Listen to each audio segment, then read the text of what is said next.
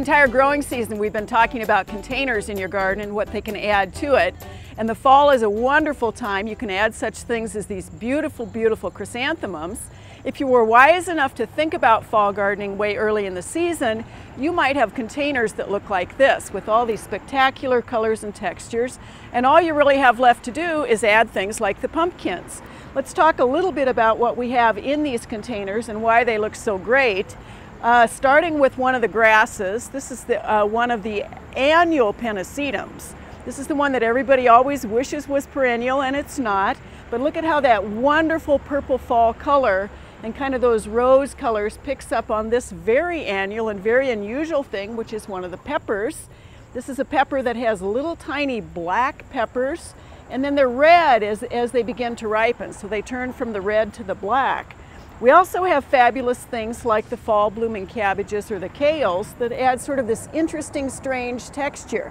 And if you can imagine just setting these pumpkins into a display like this, something like that, look at how they pick up on the orange. They add that wonderful fat, pudgy texture, some substance to the entire landscape.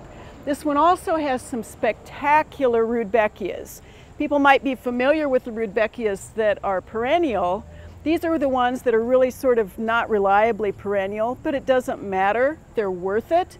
We have Cherokee Sunrise here, which has probably been blooming since June or even July, and it'll bloom into September.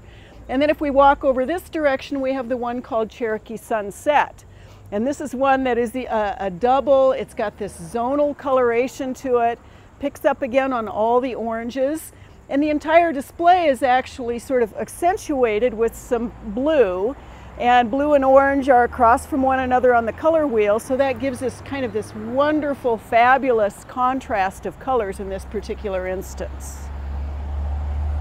If oranges and bronzes and golds aren't your thing and you really like more of the purples and the deep colors for fall, Purple Majesty Millet might be exactly one of the things you're going to wish you had already added to your container. And if you didn't add it, you still can. You notice how the seed head is beginning to bloom. It's got a lot of structure. We looked at this one earlier in the season. It was just a little bitty thing. And look at what it's contributing now for foliage texture.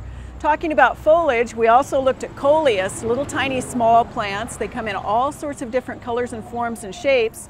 This is one plant this late in the season, adding to the wonderful beauty of this particular fall vignette.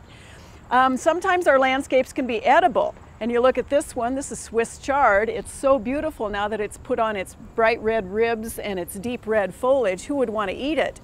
But it does give you that great texture and color in a fall landscape or a fall container. And then of course the fall blooming asters. These aren't necessarily perennial, but who cares? Because the beauty of them is going to add enough until way close to frost that it's really going to give you a different combination. And of course, finally, we have the grasses. This is actually one of our native grasses. This is switchgrass. We've used a lot of grasses in the containers over the season, starting with little ones, and now as they've stretched and they've started to put on their seed heads and start to wave in the wind and turn their fall color, you can really see what the contribution of the grasses is. The beauty of container gardening is you can go from spring to fall, and now finally to put the container gardening season to rest for the fall, what we're going to do is we're going to take a grass like this that might have been in the container, we're going to put it in the landscape. We're going to take a coleus and take cuttings of it, or really plan on doing some different kinds of container gardening next year. And more importantly, you're going to think about all these wonderful contributions that container gardening and the plants and the combinations that can go into them can make to your landscape next season. So let's think about doing some planning for our container gardening next year if you didn't get it right this year. Remember, there's really no right, no wrong, there's just different. And that's the beauty of containers. You can choose all sorts of colors and sizes and shapes. You can mix them with a diversity of plant material. You can change the location of the containers. You can change the plants from spring to summer to fall, even going into the holiday season of the year. Get all this wonderful texture and beautiful color and variety of plant material in your landscape.